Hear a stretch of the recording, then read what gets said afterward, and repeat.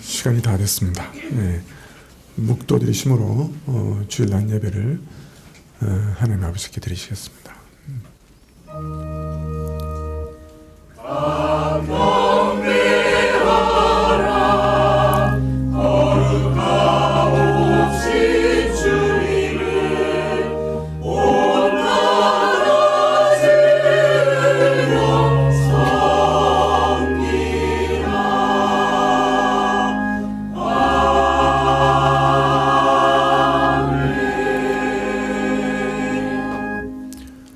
아비가 자식을 불쌍히 여김같이 여호와께서 자기를 경외하는 자를 불쌍히 여기시나니 이는 저가 우리의 체질을 아시며 우리가 진토임을 기억하심이로다.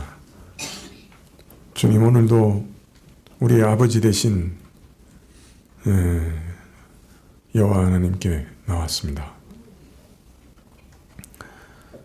자식을 품는 것처럼 주의 자녀들을 오늘도 품어주시는 하나님 앞에 저희가 엎드렸습니다. 주께서 저희를 주의 사랑 안에 품어주시고 예배드리게 하옵소서. 엎드려 경배할 때 하나님의 선하심을 참으로 예배드리게 하시옵소서. 주 앞에 나가면서 다시금 저희를 돌아봅니다. 저희 안에 있는 많은 죄들, 저희도 미처 깨닫지 못하는 참 많은 죄들이 저희에게 있사오니 저희를 이 시간에 그 주의 영원하신 용서의 은혜로 덮으시고 정결케 하시고 용서하여 주시옵소서. 예배의 시종을 주께 의탁하올 때 예수님의 이름으로 기도합나이다. 아멘. 찬송 7장입니다.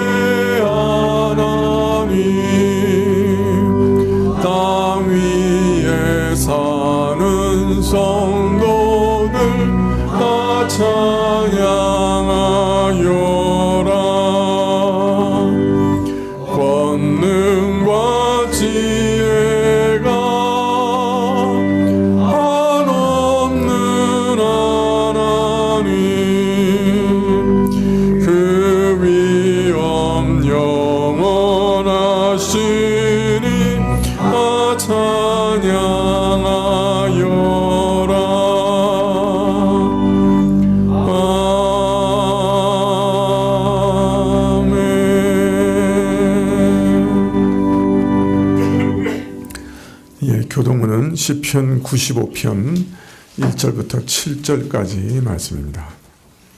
시편 95편 1절부터 7절입니다. 구약 871쪽인데요. 오라, 우리가 여호와께 노래하며 우리 구원의 반석을 향하여 즐거이 부르자.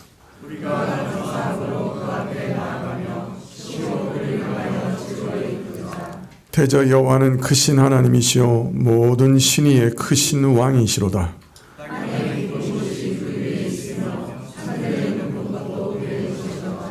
바다가 그의 것이라 그가 만드셨고 육지도 그의 손이 지으셨도다.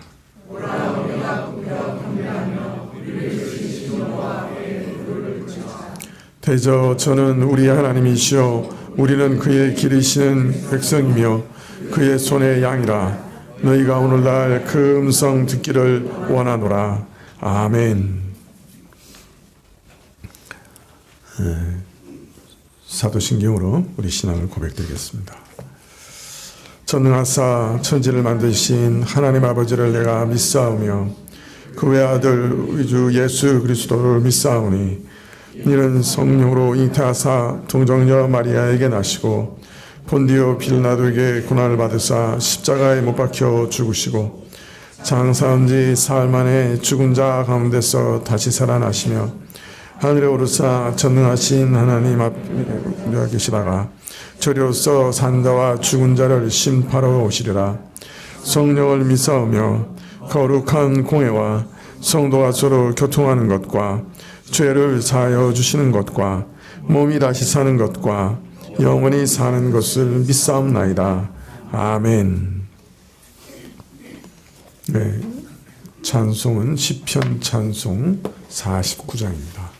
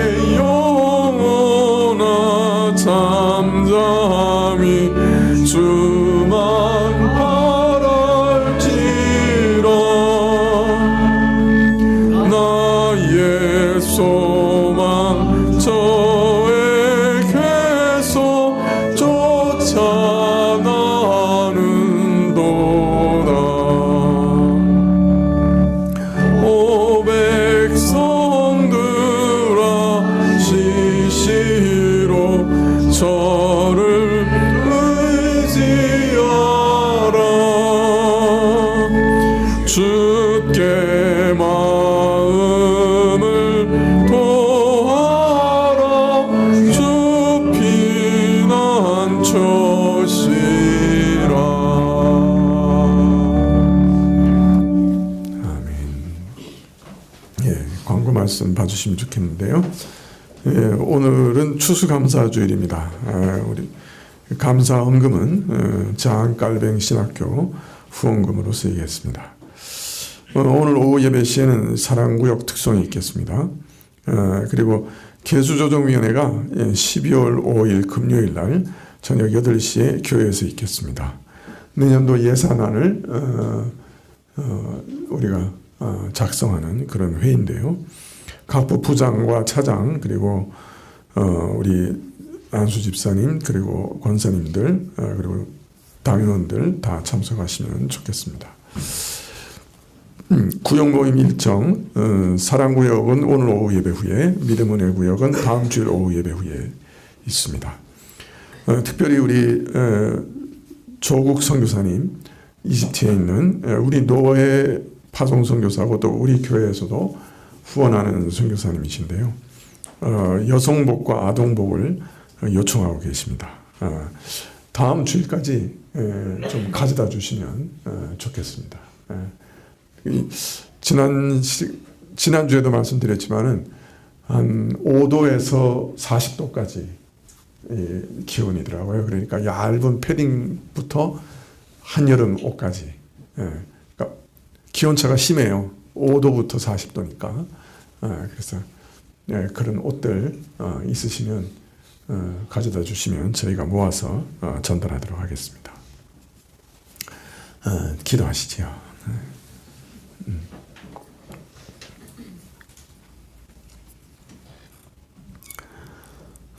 아버지 하나님, 저희가 오늘도 참 선하신 하나님 앞에 나왔습니다.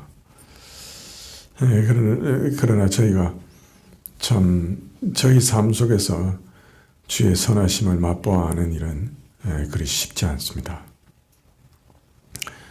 저희를 우겨싸고 있는 환경이 녹록지 않고 종종 저희가 당하는 일들이 황당한 일들이 많으며 또 질병과 인생의 고초와 고난들이 저희에게 늘 있어 좀 하나님의 선하심을 우리 삶 속에서 깊이 맛보며 살아가는 일들이 그리 쉽지 않습니다.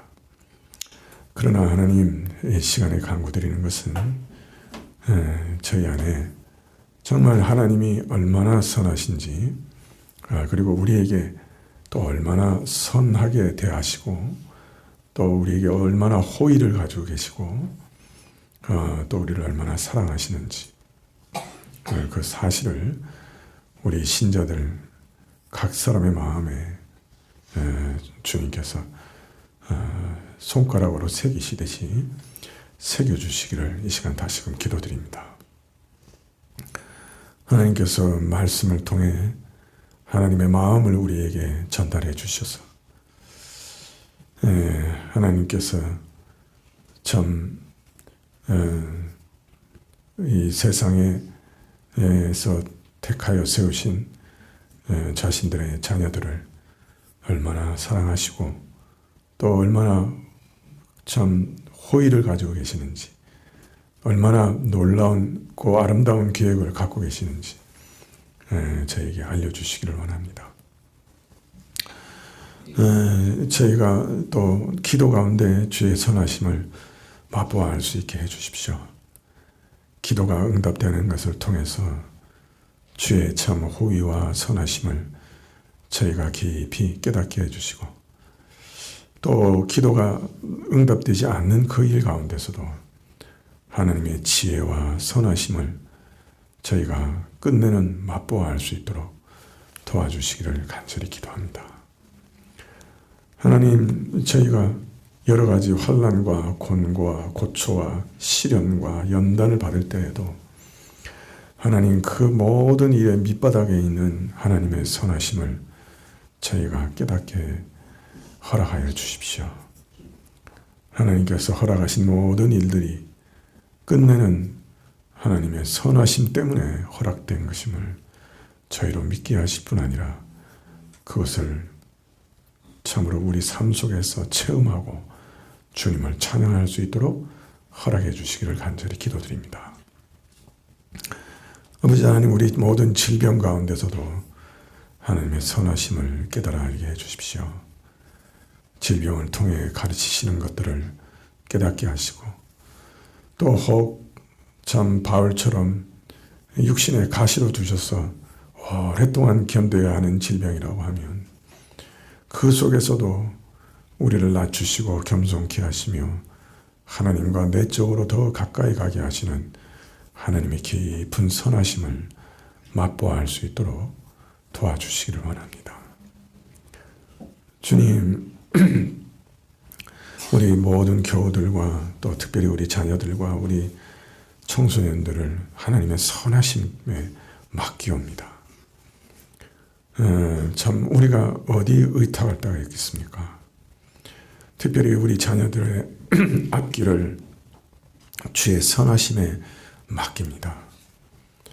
하나님, 우리 자녀들의 앞길을 열어주시고 문을 열어주십시오. 혹 닫혀 있다 해도 낭망하지 않게 하시고 불굴의 용기를 주셔서 계속 두드릴 수 있는 용기를 주시고 하나님께서 열어놓으신 문을 찾을 수 있는 은혜를 허락해 주십시오. 결코 낙심하지 않고 주의 선하심을 의지하고 노성벽을 뛰어넘는 저희 자녀들이 다 될 수 있도록 도와주십시오. 교회 안에서 성도들과의 교제와 말씀의 교제 안에 주의 선하심을 맛보아 알게 해주시고 서로 돕고 사랑하는 것 가운데서 하나님의 손길을 발견할 수 있도록 도와주시옵소서. 오늘도 예배 중에 주님께 헌물 드렸사오니 저희를 대표해 드린 헌물을 받으시기를 원하고 찬송 중에 거하시고 친히 말씀해 주시기를 구하올 때 예수님의 이름으로 기도합나이다. 아멘. 성경은 전도서 10장 12절부터 11장 3절까지입니다.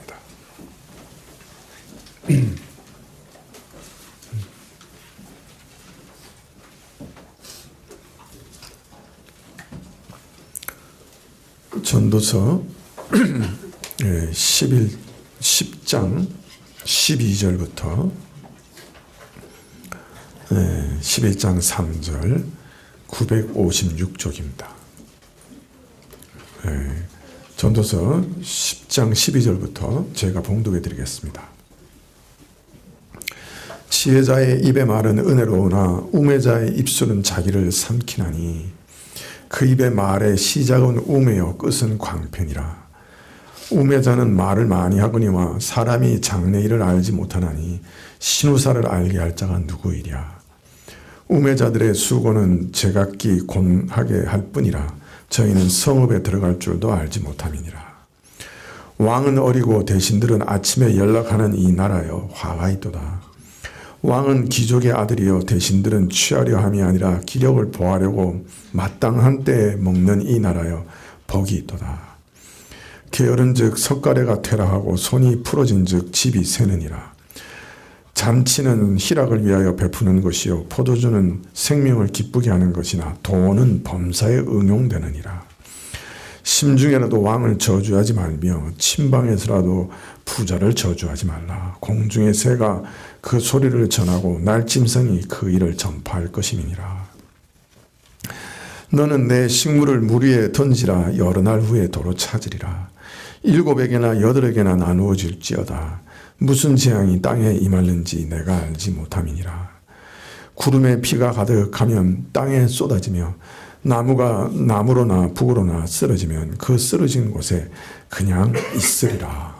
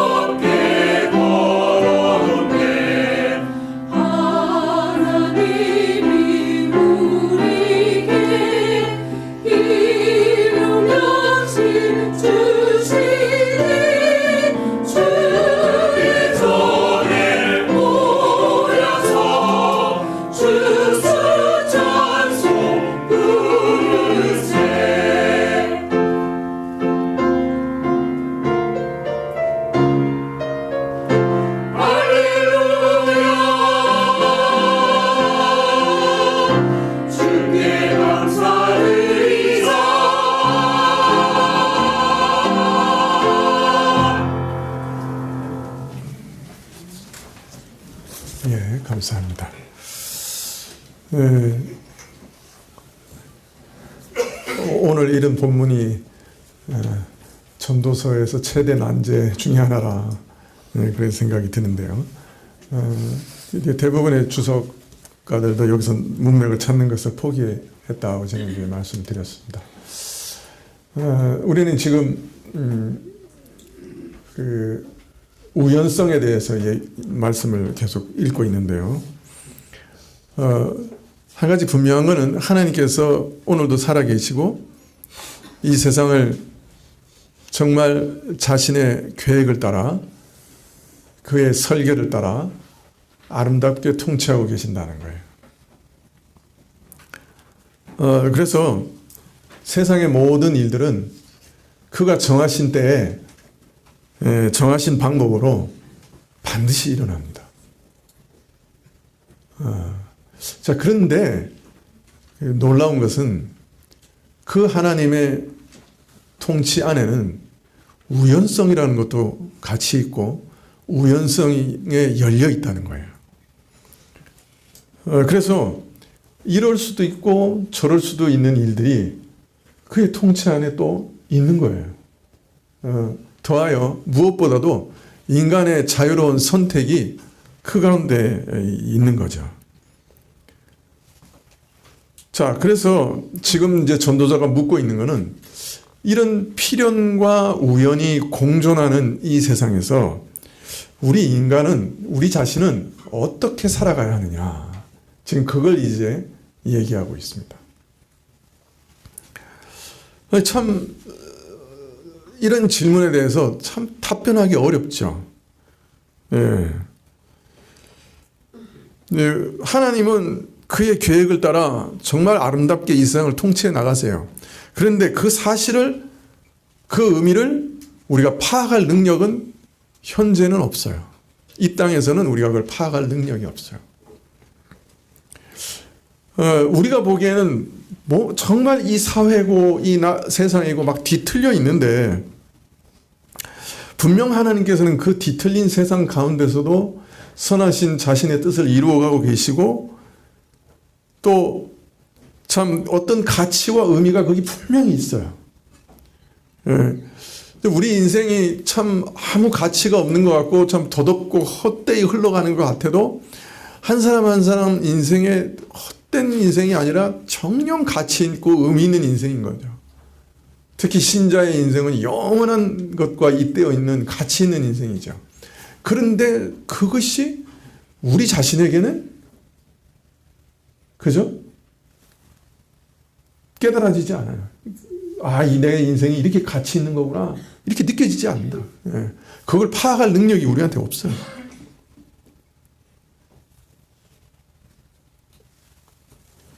이처럼 모든 것을 아름답게 하시고 의미와 가치를 부여하시는 하나님의 뜻과 계획과 역사하심을 우리는 파악할 능력이 전혀 없어요. 그런데 더해서 이 세상은 뭐라도 일어날 수 있는 우연성이 가득한 불확실한 세상이에요. 자, 이러니 하나님의 선하신 뜻은 제대로 잘 파악하지는 못하지. 그런데 무슨 일이든지 막 일어나고 무슨 일이라도 가능한 그런 세상 속에서 살아가니까 우리는 어떻게 살아야 하는가. 그런데 더 어려운 거는 우리 인생은 매일 매순간 선택의 연속이에요. 어떤 철학자가 그랬어요. 인생은 선택의 총합이다. 선택이 모아진 게 우리 인생이라고 그렇게 얘기한 사람이 있었어요. 그러니까 그만큼 우리는 매 순간 선택을 해야 되는 거예요. 참 우리는 난감한 처지에 있습니다. 모든 것이 뒤틀려서 뒤죽박죽인 현실 속에서 상식과 기대 밖의 일들이 끊임없이 일어나는 곳에서 도대체 뭐가 어찌 될지 모르는 그런 상황에서 도대체 내가 뭘 추구해야 하느냐 하는 그거조차도 확실하지 않고 애매한 삶 속에서 과연 나는 무엇을 선택하고 무엇을 결정할 것인가? 어떻게 살아가야 할 것인가? 미래 예측이 불가능한 현실 속에서 과연 어떤 자세로 살아가는 것이 올바른 것인가? 지혜로운 것인가? 참 이 질문에 답하기가 참 어렵죠. 그런데 오늘 이 전도자가 고심 끝에 이 필연과 우연 사이에 미래 예측도 불가능한 이 현실 속에서 어떻게 살아가야 하는가? 뭐가 제일 좋은 길이냐? 어떤 게 제일 좋냐? 어떻게 살아가고 뭘 추구해야 되느냐? 하는 것에 대해서 얘기하고 있습니다. 첫 번째, 자, 이런 세상에서는 제일 가치 있는 게 뭐냐? 그건 지혜다. 그렇게 얘기합니다. 지혜는 유용한 것이다. 무슨 일이 일어날지 알 수 없는 불확실한 세상 중에는 그 중에 제일이 지혜니까 지혜를 얻으라. 이렇게 얘기합니다. 여러분, 지혜가 뭐죠? 지혜는 지식과는 좀 다른 겁니다.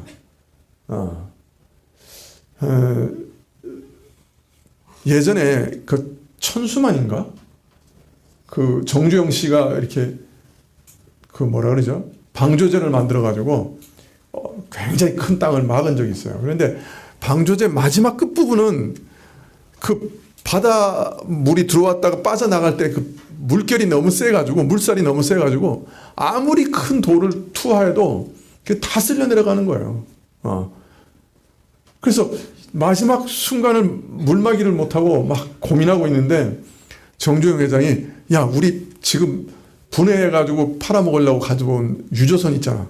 거기다가 물 채워가지고 그 앞에다 들이막아. 그래가지고 그 방조제 앞에다가 유조선을 어떤 면에서는 가라앉혀가지고 물길을 막았어요. 그 공학을 전공한 수없이 많은 그 천재적인 머리를 가진 건축학도들이 그때 그걸 못 막아가지고 뭐 그냥 트럭으로 그냥 계속 돌만 쏟아붓고 있는데 그게 막아지질 않는 거예요. 한 200-300m 남아있는 구간을. 정주영 씨가 그 앞에다가 유조선을 딱 침몰시키는 바람에 그 물길을 막았단 말이에요. 그 어떤 면에서 그런 게 지혜죠. 그러니까 이게 지식하고 좀 다른 거죠. 문제를 해결할 수 있는 능력이고 지식을 활용할 수 있는 능력이고 더 중요한 거는 선과 악을 분별할 수 있는 능력이고 가장 좋은 길을 판단할 수 있는 능력이죠. 이걸 지혜라고 말할 수 있을 거예요. 그래서 자, 이런 불확실한 시대에 있어서 정말 중요한 건 뭐냐면 어떤 문제와 어떤 상황이 닥치더라도 해결할 수 있는 능력이라고 할 수 있는 지혜가 중요하다.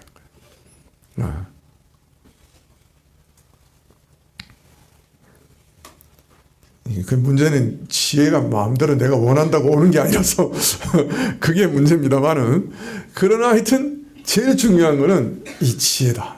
이렇게 얘기합니다. 그래서 10장 12절에 이렇게 얘기합니다. 지혜자의 입의 말은 은혜로우나 우매자의 입술은 자기를 삼킨다.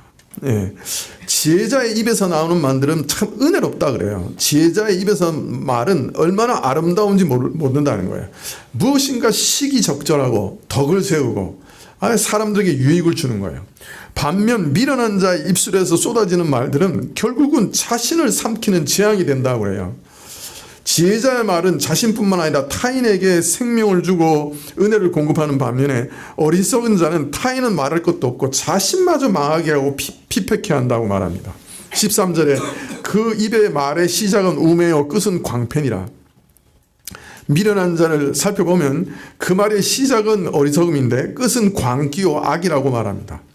어리석은 소리를 하다가 그냥 내버려두면 나중에는 미친 소리, 악한 소리를 한다는 거예요. 즉 우매자의 말은 처음에는 어리석음으로 시작하지만 점점 말이 진행될수록 정신 나간 소리하고 윤리적으로 악한 소리를 한다는 거예요. 그래서 자신과 다른 사람을 해하게 된다는 말이죠. 우매자는 말을 많이 하거니와 사람이 장래일을 알지 못하나니 신우사를 알게 할 자가 누구냐.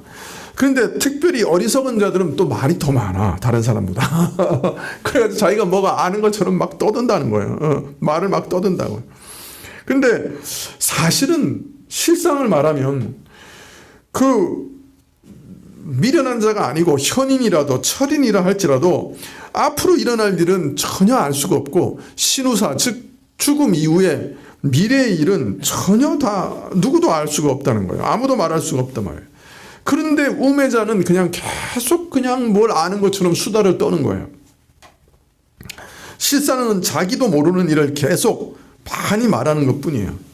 예, 그래서 자신의 한계와 무지를 모르고 모든 것을 아는 것처럼 많은 말로 떠버릴 뿐이다. 그렇지만은 15절에 우매자들의 수고는 제각기 고나게 할 뿐이라 저희는 성읍에 들어갈 줄도 알지 못함이니라. 그러나 이처럼 미련한 자들은 많은 말을 떠버리지만은 실제로는 자기 자신만 피곤하게 할 뿐 아무 성과가 없는 거예요. 그의 모든 노력은 그냥 자기만 피곤하게 해.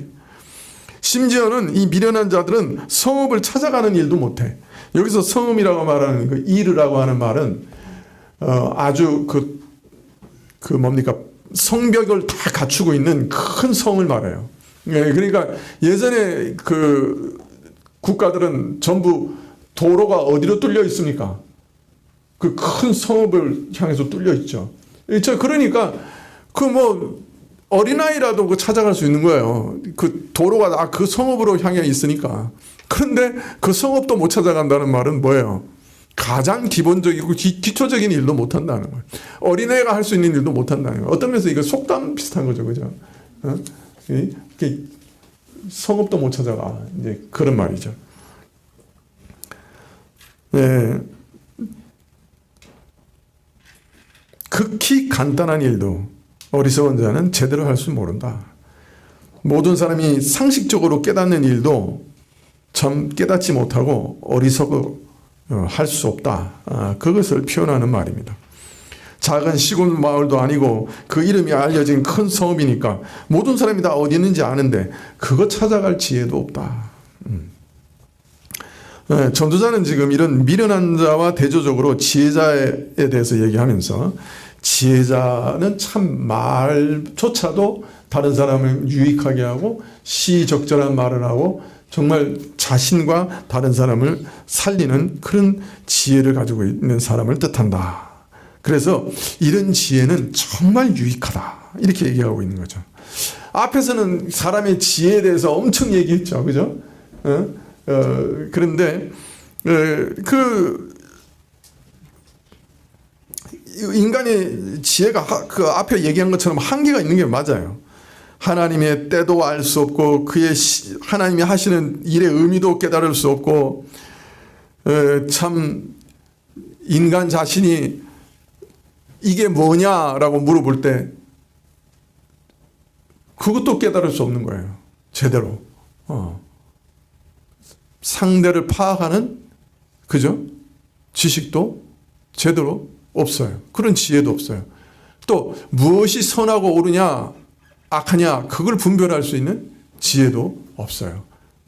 칸트가 말한 대로 순수 이성, 실천 이성 그 둘 다 없는 거예요. 우리 이성 가운데 제대로. 그렇지만 인간의 지혜와 노력이 아무 소용이 없는 것, 무용지물인 건 아니다 말이에요. 네. 이런 와중에서도 그래도 인간에게 있어서 가장 중요한 보물은 도구는 지혜라는 거예요. 이런 불확실성이 가득한 이런 세상 속에서 살아갈 때 뭐가 진짜 필요하냐? 그건 지혜다. 그래서 지혜는 가치 있는 것이니까 지혜를 구하면서 살아라. 지금 그렇게 권면하고 있는 것입니다. 지혜가 없으면 자기 집도 찾아가지 못한다.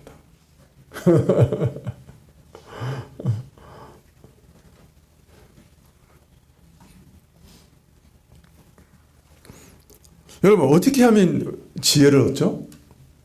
세상 사람들은 뭐 독서를 많이 하면 지혜를 얻는다. 뭐 그렇게 얘기도 하고, 그죠? 또 어떻게 하면 지혜를 얻는다 그래요? 대화를 많이 하면 뭐 지혜를 얻는다고 뭐 그런 얘기를 하기도 하고 그러죠. 그러나 신자는 어떻게 지혜를 얻어요? 네, 기도와 말씀을 통해서 얻어요. 하늘에서 신령한 지혜를 주신다고 약속하고 계세요. 지혜가 없는 자는 구하라고 하셨어요. 그래서 신자에 있어서는 지혜가 없으면 구해야 돼요. 네, 제가 계속 훈련하고 있는 것 중에 하나는 뭐냐면 황당하고 어려운 사건이 막 일어날 때 어떻게 하냐면 이걸 어떻게 하지? 이걸 어떻게 해결하지? 이렇게 당황하는 게 아니고 차분해져서 오히려 하나님을 바라보는 거예요. 하나님, 여기서는 어떻게 해야 됩니까? 이때는 어떻게 해야 됩니까? 기도하는 거죠. 그런데 참 기이한 거는 하나님 지혜를 주세요. 정말 지혜를 주세요. 제가 종종 굉장히 어려운 질문들을 받을 때가 있거든요. 이런 질문도 있어요. 목사님, 제가 지금 아파트를 사야 돼요, 말아야 돼요? 아니, 우리 교우들은 부동산에 대해서 나한테 많이 물어봐요.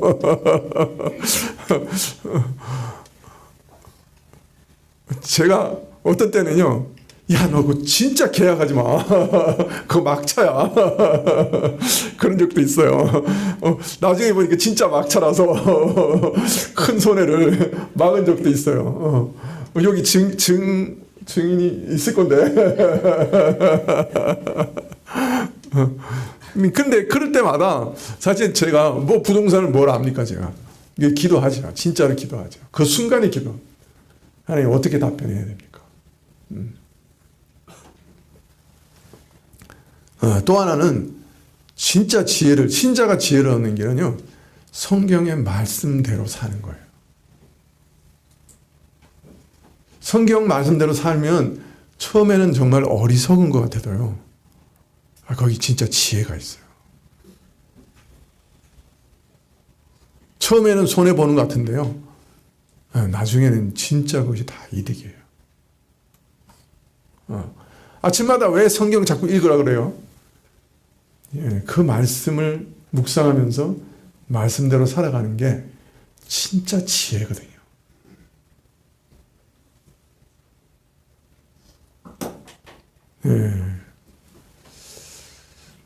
그래서 성경을 제대로 읽는 사람들은 그냥 이거 뭐 목사가 읽으라 그러니까 뭐 읽고 그냥 뭐 교회에서 몇 장 읽으면 뭐 냉장고 준다 그러니까 뭐 이렇게 포도송이 붙여가지고 그냥 읽고, 이거 말고 정말 묵상하면서 하나님의 음성을 들으려고 성경을 잘 읽는 사람들은 그 지혜로워져요. 어떻게 살아가야 하는지, 어떻게 이 일을 대처해야 되는지, 이 사람에게는 어떻게 말을 해야 되는지. 그러니까 하나님이 이 세상을 다스리는 원리를 차츰 이해하고 사람이 누군지를 차츰 이해하니까 그 상담이나 뭔가 일을 선택하고 하는 것들은 다 거기서 나오는 거거든요. 하나님의 원리를 잘 이해하고 사람이 누군가를 이해하는 데서 나오는 거예요, 사실은. 그러니까 뭐 상담학 안 배워도 성경을 잘 이해하면 상담도 할 수 있는 거고, 또 그 모든 순간순간의 선택 과정에서 어떻게 선택해야 하는가 하는 지혜를 얻을 수 있어요. 여러분 믿으세요. 읽어보세요. 얼마라도 성경을 아침마다 읽으시면 정말 지혜로워집니다. 잘 읽어야 돼요. 두 번째, 이런 불확실한 세상 속에서 어떻게 살아가야 되느냐. 두 번째는 이렇게 얘기해요. 이 세상 가운데 전혀 원칙이 없는 건 아니기 때문에 근면하고 성실하게 살아가야 한다. 이렇게 얘기하십니다. 예. 자, 먼저 전도서 10장 16절에 왕은 어리고 대신들은 아침에 연락하는 이 나라여 화가 있도다. 원래대로 직역하면 그냥 이렇게 처음에 화 있도다 이게 나와요. 화 있도다 이 나라요. 왕은 어리고 어리석으며 대신들은 아침에 술을 삼키는 나라요. 나이 어리고 어리석은 경험과 지혜가 없는 미숙한 통치자가 다스리고, 그를 보좌하는 고관들은 나라 일은 생각하지 않고 권력과 지위를 이용해서 아침부터 착취해서 먹고 마시고 즐기는 그런 나라는 어떤 나라가 될까요? 발전하고 잘 융성할까요? 망할까요? 예? 아니 뭐 그걸 물어보나 마나 아닙니까? 아니 위정자들이 맨날 술에 취해 있어. 그러면 올바른 나라가 제대로 가겠어요, 못 가겠어요? 에이 참, 보고 있으면서도 몰라.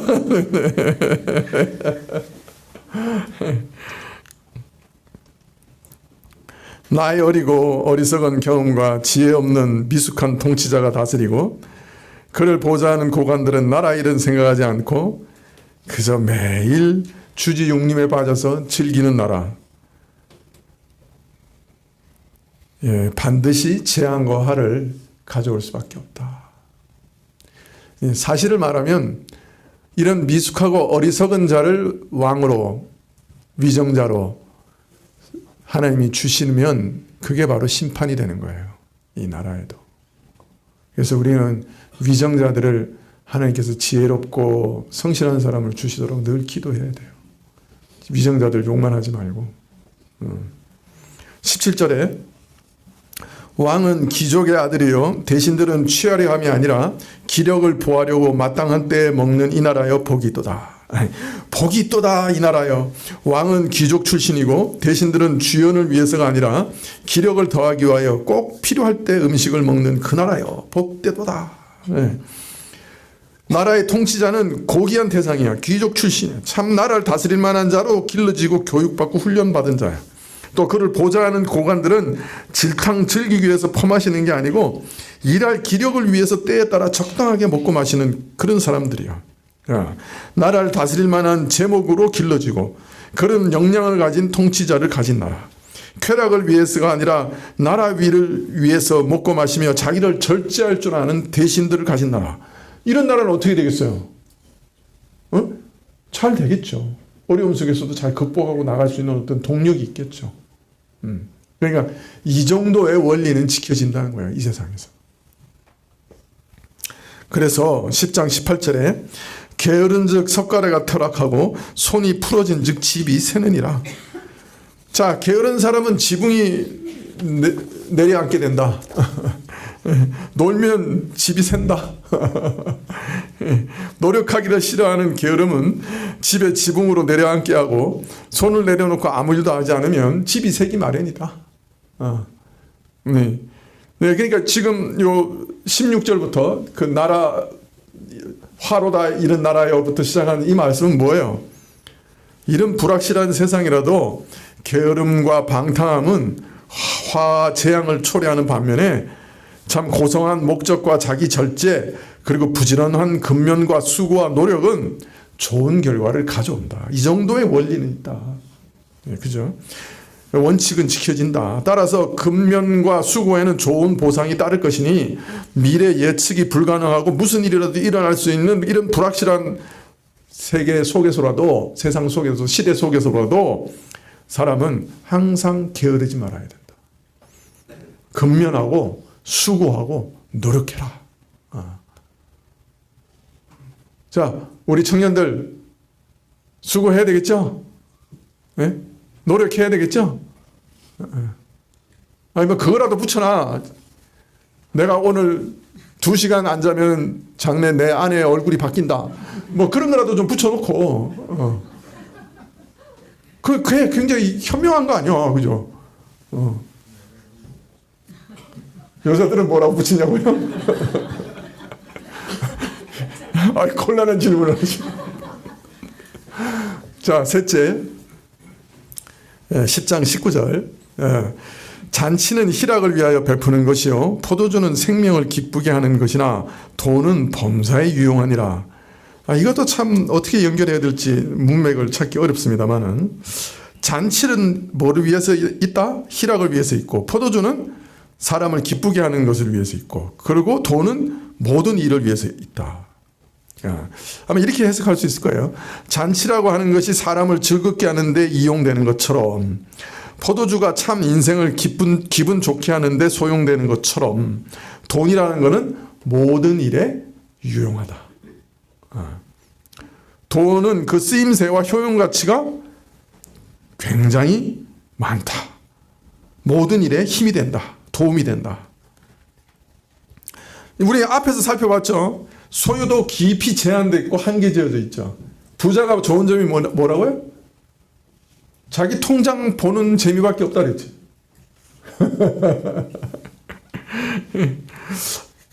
그렇지만 올바로 사용할 경우 돈은 어떤 면에서 모든 면에서 힘을 발휘한다. 무슨 말이냐? 불확실한 사회에서 지혜와 근면만큼 도움되는 게 있는데 그게 뭐냐? 돈이다. 네. 인생에서 많은 문제는 돈으로 도움을 받을 수 있다. 그러니 돈 벌어서 잘 살아라.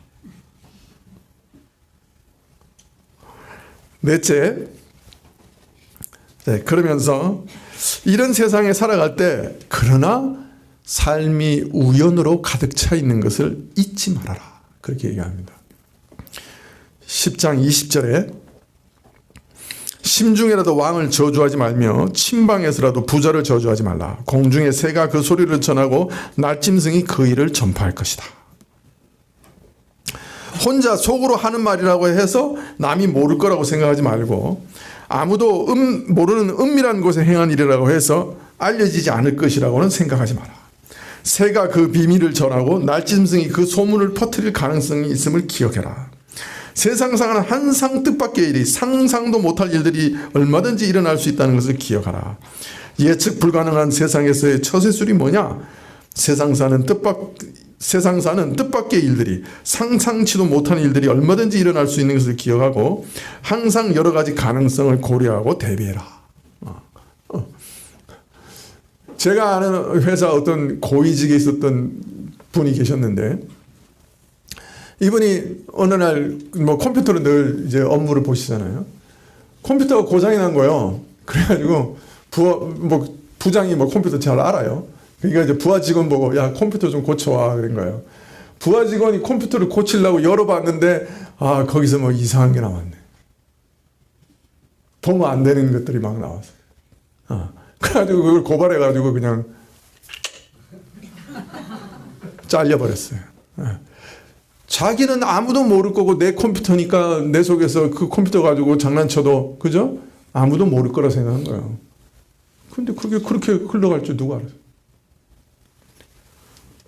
나 혼자 속에서 있는 말도 남이 들을 수 있어. 은밀한 데서 행한 모든 일들도 언젠가 드러날 수 있다. 안 드러날 거라고 생각하지 마라. 또 이어서 여러 가지 가능성을 고려해야 되는 예에 대해서 얘기합니다. 11장 1절 너는 내 식물을 물 위에 던지라. 여러 날 후에 도로 찾으리라. 참 수수께끼 같은 경구인데요. 이걸 어떻게 해석해야 되는가? 우선 내 떡을 물에 던져라. 여러분 음식을 강물에 던지는 것은 뭘 뜻합니까? 버리는 거죠. 음식을 강물에 던진다는 건 버리는 거예요. 이건. 아니, 여러분 막 빵을 막 사가지고 가다가 막 강물에다가 막 던지면 옆에서 보면 뭐라 그랬어요? 미쳤다 그랬거든요. 그런데 뭐라 그래요? 그리하면 여러 날 후에 도로 찾으리라. 이게 무슨 말이에요? 이 예측 불허의 이 세상에는 어떤 일이 일어날지 모르기 때문에 완전히 갖다 버리는 것 같은 일도 해야 된다는 거예요. 이건 완전히 소용없는 일이야. 그런 일도 해야 된다는 거예요. 가난한 사람한테 내가 도움을 준단 말이에요. 그거는 다시 찾을 수 있다는 가능성은 없는 거 아니에요. 그죠? 아예 없는 거 아니에요. 그런데 어느 날 다시 돌아오는 경우도 있더라는 거예요.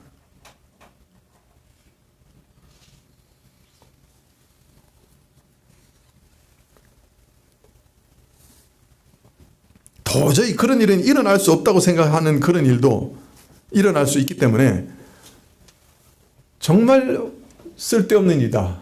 저런 투자는 정말 해서는 결코 안 된다. 그런 일도 하라는 거예요.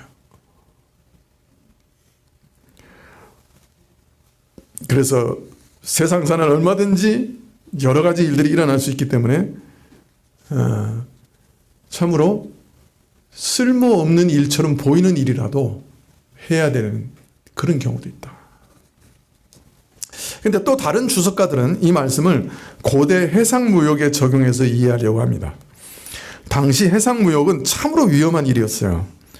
배들이 이스라엘을 떠나서 스페인이나 이탈리아나 또 아라비아 반도나 그런 데까지 항해해 나갈 때 그중에 몇 척이 살아남아 목적지에 도달할지 아무도 알 수 없는 거예요. 도중에 태풍이라도 만나면 전부 다 침몰해 버릴 수도 있고 또 어떤 경우에는 전부 다 도착할 수도 있고 목적지에. 그런데 문제는 한 척이라도 목적지에 갔다가 돌아오기만 하면 그 모든 손실을 다 만회하고도 남을 만큼 그 소득이 그 이익이 막대했기 때문에 그 굉장한 위험을 무릅쓰고라도 해상무역을 그 당시에 했던 거예요. 그러면 만일 이런 일들을 얘기하고 있는 것이라고 하면 오늘날 투자 원칙을 따져서 생각하면 이거는 어떤 원칙을 말하는 거예요? 위험 없이는 이익 없다. 이런 얘기 들어보셨어요? 주식 투자 안 하시죠, 여러분? 제가 자꾸 말리니까 안 하시죠? 주식은 하되 절대로 신용하면 안 된다고 내가 얘기했죠, 몇 번. 빌려서 주식 투자하지 말라고요. 주식이 오르든 내리든 그냥 가만 놔두고 안 팔아도 될 정도로만 주식 투자하시라고요. 근데 지금 제가 정반대 얘기하고 있는 거예요. 위험 없이는 수익 없다. 예.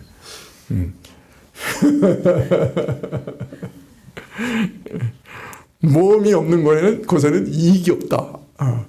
이 원칙을 얘기하고 있는 것 같기도 해요. 예, 이것은 투자의 전통적인 슬로건 중에 하나죠. 예, 어떤 손해가 날지 또 어떤 이익이 날지 알지 못하지만은 손실이 크게 날 수도 있고 또 그것을 감내할 대비도 해야 되지만은 팔짱 끼고 가만히 있지 마라. 모험을 감행하라. 너는 어떤 가능성이 있는지 알지 못하니까 그 위험한 그죠? 예, 참 해상무역이라도 뛰어들어라. 이런 말일 수도 있다. 라고 해석을 합니다.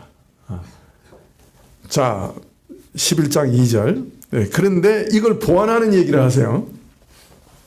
7에게나 8에게나 나누어 줄지어다. 무슨 재앙이 땅에 임할는지 내가 알지 못함이니라. 그래서 어떻게 투자해야 되느냐? 내 목을 투자할 때 모든 가능성을 생각해서 멀리 내다보고 한 가지에 몰빵하지 마라. 목을 어떻게 하라고요? 7이나 8에 나누어 투자해라. 최소한 7가지로 나누라. 왜 골수록 어떤 학자처럼 그렇게 하지 마라. 일을 할 때도 모든 가능성을 다 생각해라. 이 땅에서는 무엇이 잘 될지 잘못될지 알지 못하기 때문에 이거냐 저거냐 하는 것으로 그치지 않고 수십 가지 다양한 가능성이 존재하는 것이니까 어느 것이 잘못될지 모르니까 최소한 7, 8가지 가능성을 생각해라. 그래서 그것을 염두에 두고 투자해라. 항상 최후의 한 수는 남겨둬야 된다. 빠져나갈 가능성을 항상 염두에 둬야 된다. 해상무역 같은 위험이 가득한 고수익 투자만 몰빵하면 안 된다. 재앙이 닥칠 때 일부라도 건질 수 있도록 항상 위험을 염두하고 자산을 투자할 때 포트폴리오를 잘해야 된다. 달걀은 한 바간 위에 담는 게 아니다. 여기 뭐가 다 있네. 그죠? 예.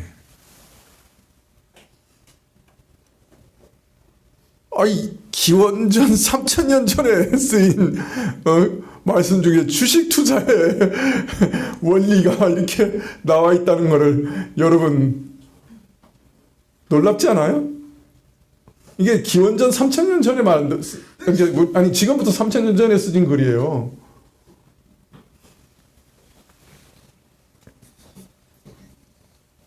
자산을 투자할 때 너무 한쪽에만 투자하지 말고 부동산, 주식, 현금에 잘 나누라.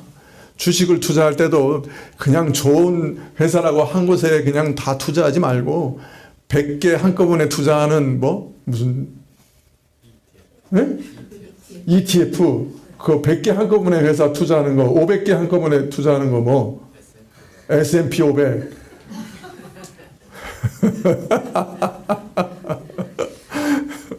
참 목사가 별걸 다 가르친다. 그런데 투자해라. 지수 있는 데다가 뭐 자신 있다고 혼자 그냥 삼성전자 하나에 몰빵하다가 이런 얘기예요. 무슨 얘기인지 아시겠어요? 예, 부동산 주식 현금 이렇게 나눠서 하라는 거예요. 예, 세상에 무슨 일이 일어날지 모른다. 예, 예. 미국이 IMF 맞을 수도 있어. 그러니까 너무 몰빵하지 말라. 11장 3절에 구름에 비가 가득하면 땅에 쏟아지며 나무가 나무로나 북으로나 쓰러지면 그 쓰러진 곳에 그냥 있으리라. 구름에 습기가 가득하면 땅에 비가 쏟아지고 나무가 나무로나 북으로 쓰러지면 그 쓰러진 곳에 그냥 있듯이 세상사는 하나님의 때가 차면 일어나고 나무가 쓰러진 다음에야 어느 쪽으로 쓰러졌는지 알 수 있는 것처럼 일어나 봐야 알 수 있다. 그래서 어떻게 하라는 거냐? 무엇이 어떻게 될지 모르는 세상에서는 항상 대비해야 된다. 세상사는 예측 불능이요 일어나 봐야 아는 세상이니 그러니 조심해서 살고 삶에는 우연성이 가득한 것을 잊지 말고 항상 대비하면서 살아라.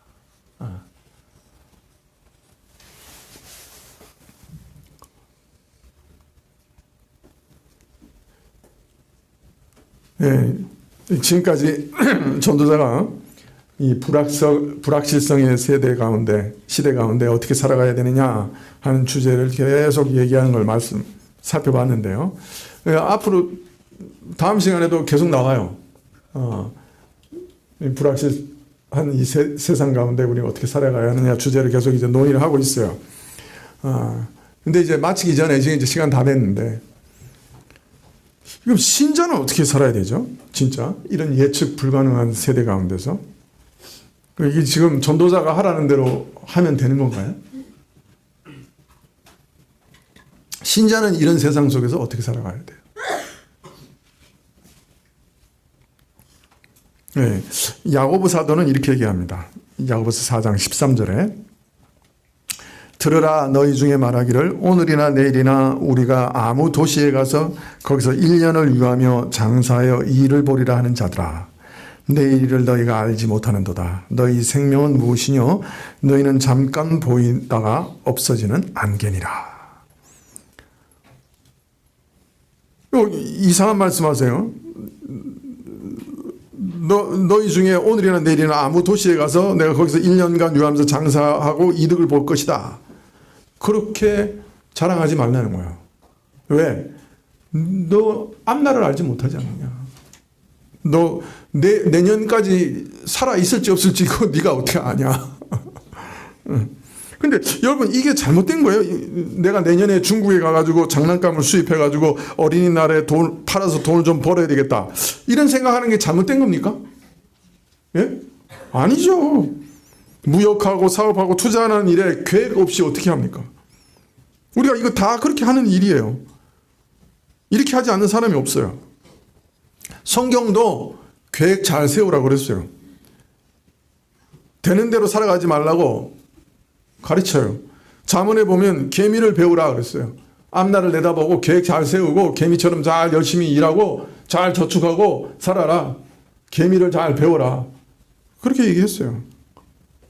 전도서 말대로 조심스럽게 투자하고 모든 걸 조심스럽게 잘 계획하고 살아야 되는 거예요.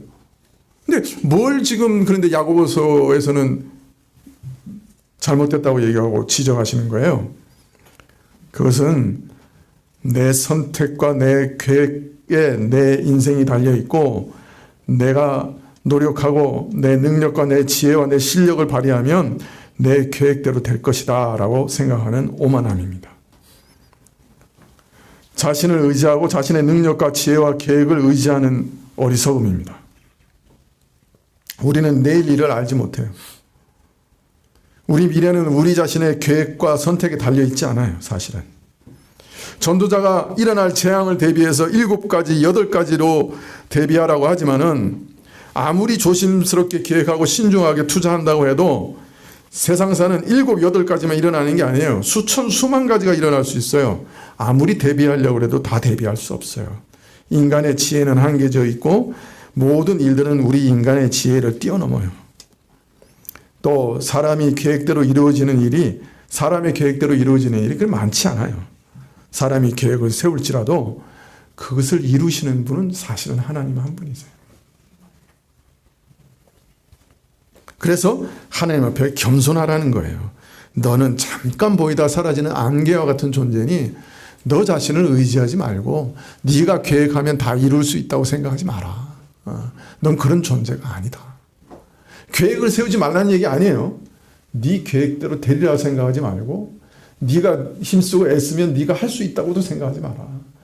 세상에는 수만 가지 일들이 기다리고 있으니까 겸손해라. 하나님 앞에서 겸손하고 너 인생 앞에서 겸손해라.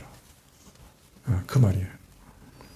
자, 그럼 어떻게 살아야 되느냐? 야고보서 4장 15절에 너희가 도리어 말하기를 주의 뜻이면 우리가 살기도 하고 이것저것을 하리라 할 것이라. 주의 뜻이면 내가 내년까지 살 겁니다. 주의 뜻이면 제가 이것저것을 하겠습니다. 주가 허락하시면. 내가 땅에 발붙이고 숨쉬는 것 자체도 하나님이 허락하셔야 가능합니다. 내가 계획하고 있는 이 일들도 하나님이 허락하셔야 가능합니다. 이런 자세로 살아가라. 계획을 세워야죠. 그러나 어리석고 무지한 내 뜻과 욕심을 따라 계획을 세울 게 아니에요. 주께서 이 일을 선하다 하실까? 주께서 정말 이 일을 원하실까? 그런 질문 속에서 계획을 또 세워야 되는 것이죠. 네, 우리가 우리 인생대로 되지 않는다는 것, 뭐 조금 살아보신 분들은 다 알잖아요.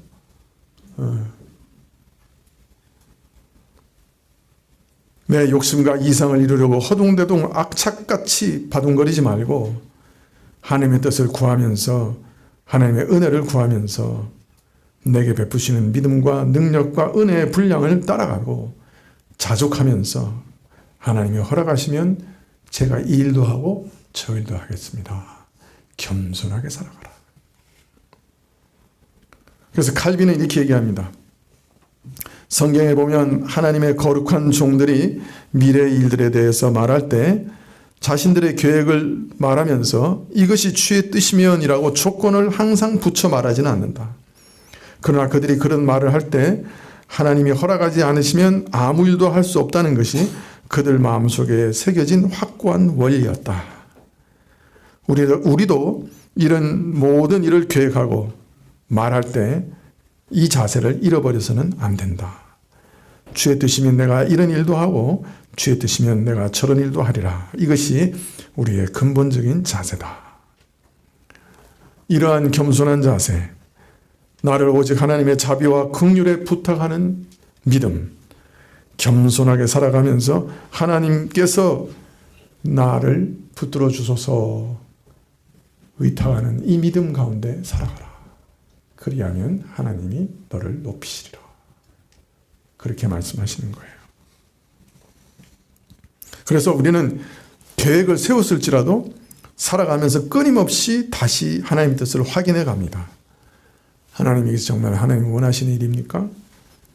또 구하고 확인합니다. 하나님 이 일을 위해서 지혜를 주십시오. 지혜를 구합니다.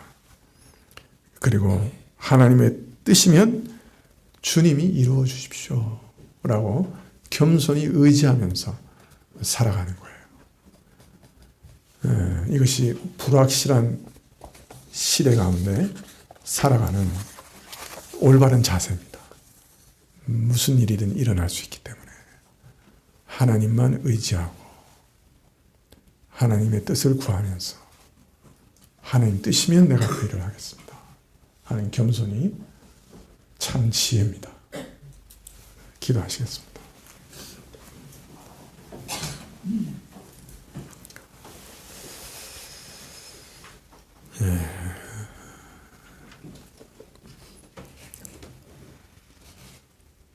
참 별의별 일들이 다 일어나는 세상 가운데서 참 우리에게 선하신 하나님을 의지하며 살아갈 수 있게 해주셔서 감사합니다.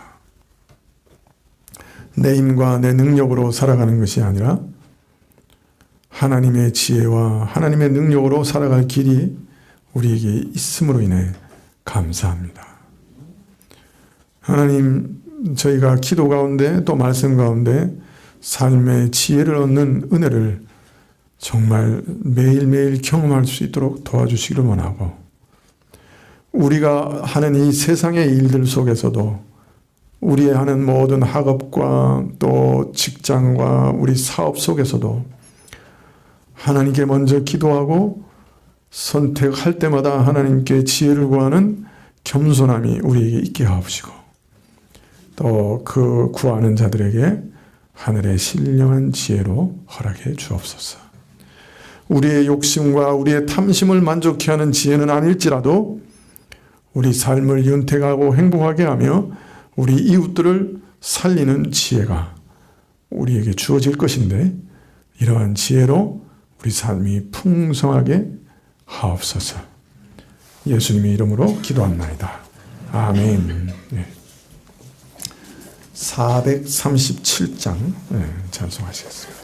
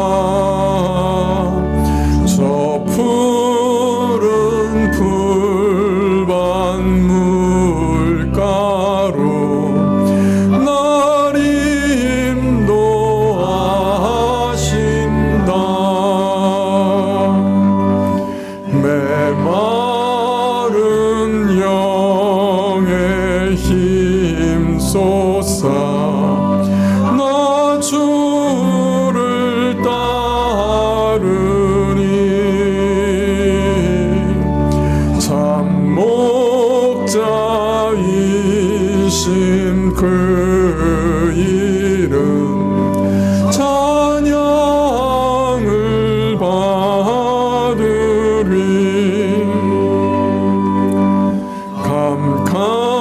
캄캄한 죽음 길에도 두려움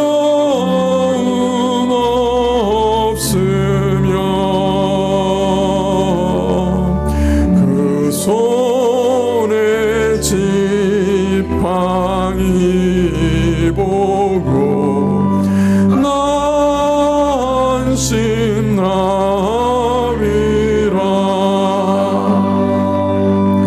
내 원수 보는 앞에서 주 베푸신 잔치 내 머리에 부은 기름 넘치는 나의 삶. 선함과 인자심이 늘 나를 따르니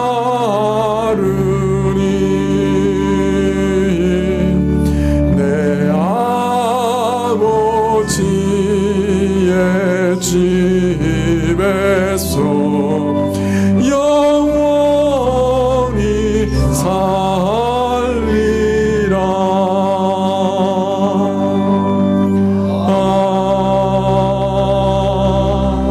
아멘.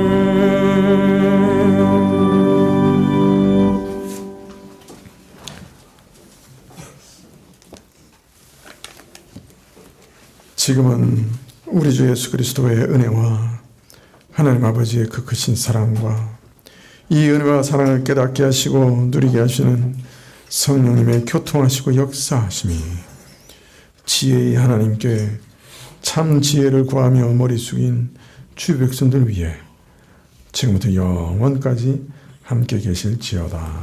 아멘.